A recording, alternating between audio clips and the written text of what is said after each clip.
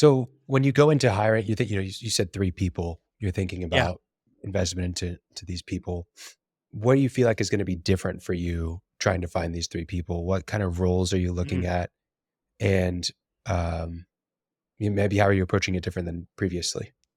great question. And you and I we've ridden the bull on this subject about hiring and talent. And by the way, I did there was a breakout session so there was a business owners management forum. There's a couple hundred in the room. We broke into 8 different groups and topics. I ended up with the future workforce, and I didn't look at it as solving the macro problem for the industry. I sat down with 20 people, and we were talking about, how do you find the talent you're looking for? For me, it's 1 to 2 project managers. We had a great discussion, Khalil, about fractional versus full-time employees, whether Yeah. it's fractional CFO or chief marketing or whatever, and when do you pull the trigger on that? But here were Mhm. some of the takeaways I just jotted down from that hour discussion. Bar across the board, hire talent when you find it, then figure out Mm. where you're gonna plug them in.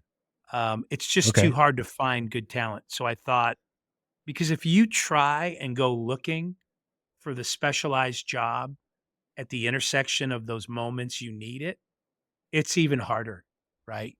So, um, I know for some of our younger business leaders, startups, where you go, well, I don't go looking till we have the business so we can afford to hire people. I think everybody has acknowledged you've got to be prepared to lose money for 3 to 6 months on a new hire because you're not going to know right until Mm. then. Um, so always be hiring. Don't miss good talent.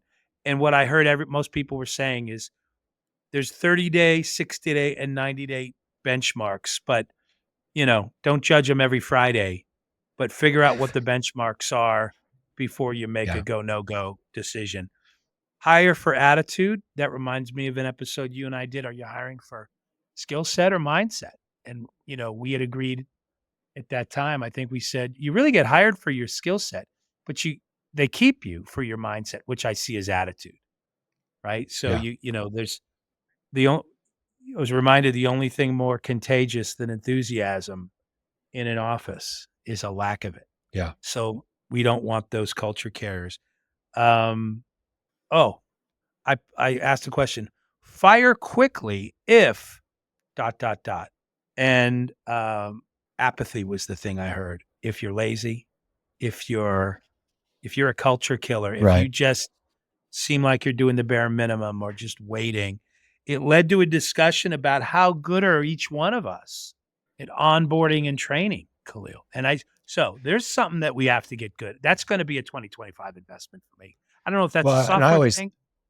Yeah. I always think What's that's your, whenever you're dealing with the labor market where it's so hard to find the right people, that doesn't yes. necessarily mean that there's not people out there. It just means that there's not experienced people out there. And so if you can go and find people from different domains that have adjacent skill sets, complementary in some regard, but at least the right mindset and attitude and fit culturally with your company, then your onboarding and your training processes and programs are what allow you to have leverage in that market.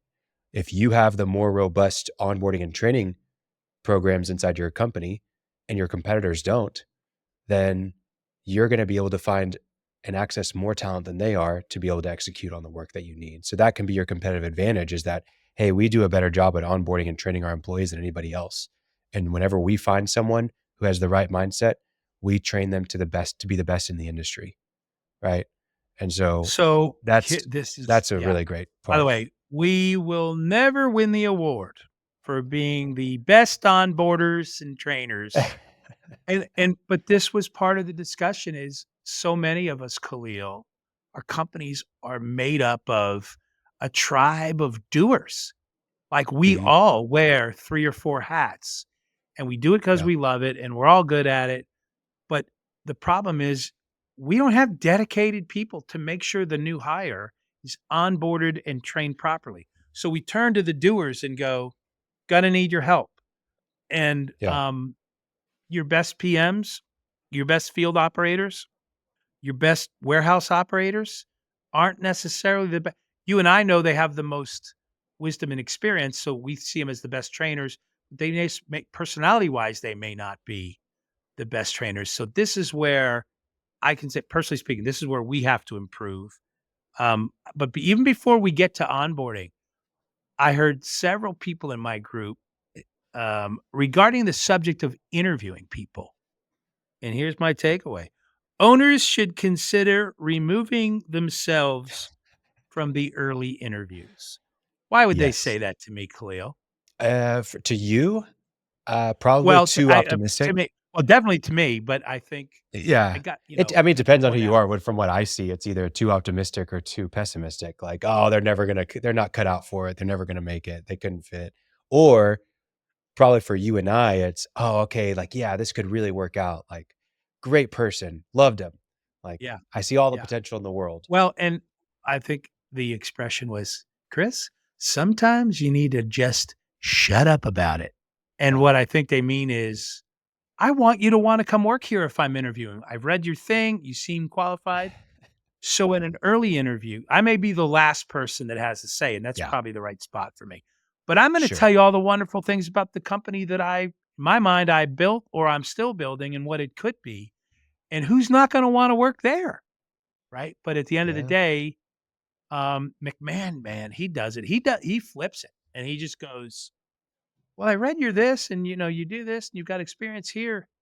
Why do you want to work here?"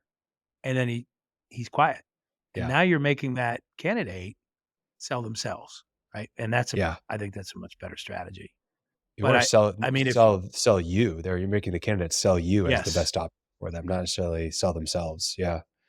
but if I you're think desperate, also I I'm think gonna say if you're also desperate for an I u account manager, sorry, if you're desperate for an account manager, do you go too far, buck them up and make them, in other words, I want you to show up and you got to be right fit.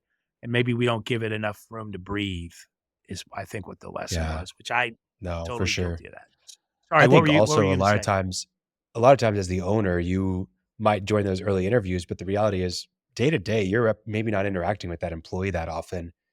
And it's the people that are gonna be interacting with that employee every single day, day in and day out, that should be a part of those early interviews, to qualify, to make sure they're a good fit, to see that they're gonna be a good member of the team and fit culturally and have the right mindset, all that kind of stuff. So, um, You know what else came up? And this final thought just on the employees, um, remote working.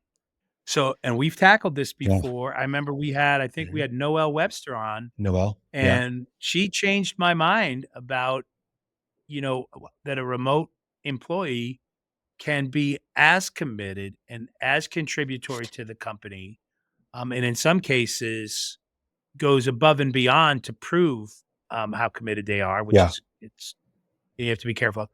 But 23 owners and leaders, in this table, I was shocked at the majority. I feel like this is moving backwards. It's not. They were just being honest. 90% were not fans of remote working. Yeah. Everybody acknowledged there are some jobs that can, but the preference is still, I want people, and by the way, we talked about the training component. I need you to be in the office and around the people that you're gonna learn from. That was so we said, "How about a hybrid?" And again, I got a lot of head shakes where people said, "In this business." So I thought I so we went through a couple of jobs. Can a obviously a shop guy or girl can't be remote. No. I said, "But what can accounting person be remote?" "Yeah, they can." "Project manager?" They said, "No." I said, "None?" "No." "How about account manager?" "No." I said, how about the account director, the relationship, higher level relationship?" I was even getting no's for I said, "Well, they travel and they see." They said, "I need their influence to the people in the office. I Mm. need their." So, I wasn't getting necessarily hard nose on all those, but I was getting, we think it hurts our company for that. I said And who designers is because 'cause we've got giving you this? freelance This isn't The designers. Economist speaking. Who's sharing this information No, with you? no, this is the roundtable of, Okay. EDPA member companies that were And that everybody has it, and I know they're grateful for their employees, but so designers again, I said, "You're saying no," but I said, I know all of you use freelancers. We've got great designers all over the world," and they said, "There's nothing like a designer sitting down face to face in a discovery meeting or concept meeting, or being in the back of a shop and helping to work through how something's going to be fabricated." "Well, can't you do that Yeah, And they're like, "Yeah, you can," but so anyway, it was it's just tough. it was my takeaway was, what a surprise, because I thought we sort of had accepted this, and Mhm. and it is accepted, but I wasn't prepared for the strong preference that exists for still, um Well, especially in an industry that values face to face so much.